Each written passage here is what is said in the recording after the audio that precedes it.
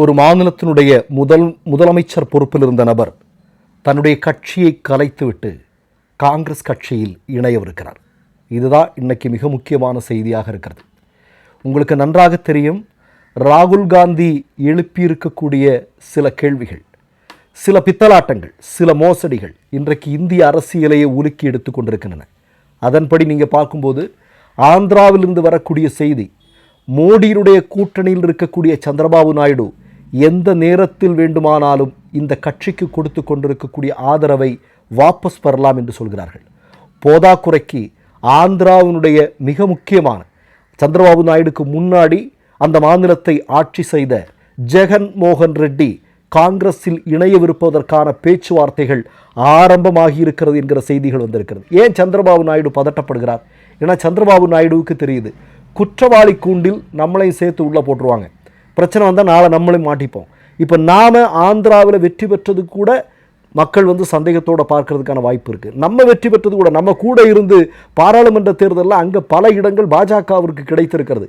அதையெல்லாம் மக்கள் சந்தேக கண்ணோடு பார்ப்பார்கள். பாஜகவோடு ஒட்டு சேர்ந்திருப்பது நமக்கும் நம்முடைய கட்சிக்கும் நல்லது அல்ல என்பது சந்திரபாபு நாயுடுவுக்கு தற்போது தெரிந்திருப்பதற்கான வாய்ப்பு இருக்குது. அதனால தான் அங்கே இருக்கக்கூடிய அரசியல் செய்திகள் என்ன சொல்கிறது, மோடிக்கு சந்திரபாபு கொடுத்து கொண்டிருக்கக்கூடிய ஆதரவை விரைவில் வாபஸ் பெறலாம் என்று சொல்லப்படுகிறது. இதை பற்றி கூடுதலாக பேசுறதுக்கு முன்னாடி, பீகார் வாக்காளர் திருத்த பட்டியல் SIR இல்லையா, இந்த SIR பற்றி ஒரு திடுக்கிடும் செய்தி வெளிவந்திருக்கிறது.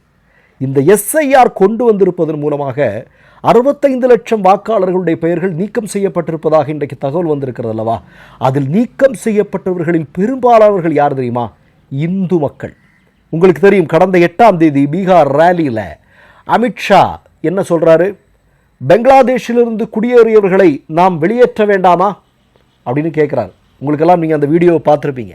அப்போ அங்கிருந்த அப்பாவி மக்கள் இல்லையா, வறுமையில் இருந்த மக்கள் அமித்ஷாவினுடைய பேச்சுக்கு ஆமாம் ஆமாம் அப்படின்னு சொன்னாங்க. ஆனால் இன்றைக்கு வாக்காளர் பட்டியல் வந்திருக்கிறது, புதிதான வாக்காளர் பட்டியல், பல பெயர்களை நீக்கம் செய்யப்பட்ட பட்டியல். அதில் நீங்கள் பார்த்தீங்க அப்படின்னா அதிகமாக பாதிக்கப்பட்டிருப்பது என்பது இந்து மக்களாக இருக்கிறார்கள். த ஸ்க்ரோல் என்று சொல்லக்கூடிய ஒரு ஊடகம் மிக ஆழமாக அந்த செய்தியை எடுத்து வெளியிட்டிருக்கிறார்கள். அதில் என்ன சொல்கிறாங்க அப்படின்னா, பீகாரில் ஒட்டுமொத்த இஸ்லாமிய மக்கள் தொகையினுடைய கணக்கு 16.9%, இந்துக்கள் 82.5%. ஆனால் திருத்தப்பட்ட வாக்காளர் பட்டியல் இருக்கிறதா SIR, இதில் 65 லட்சம் வாக்காளர்களை நீக்கி இருக்கிறார்களா, அதில் 83.7% எந்த வாக்காளர்களை நீக்கம் செய்திருக்கிறார்கள் என்றால் இந்து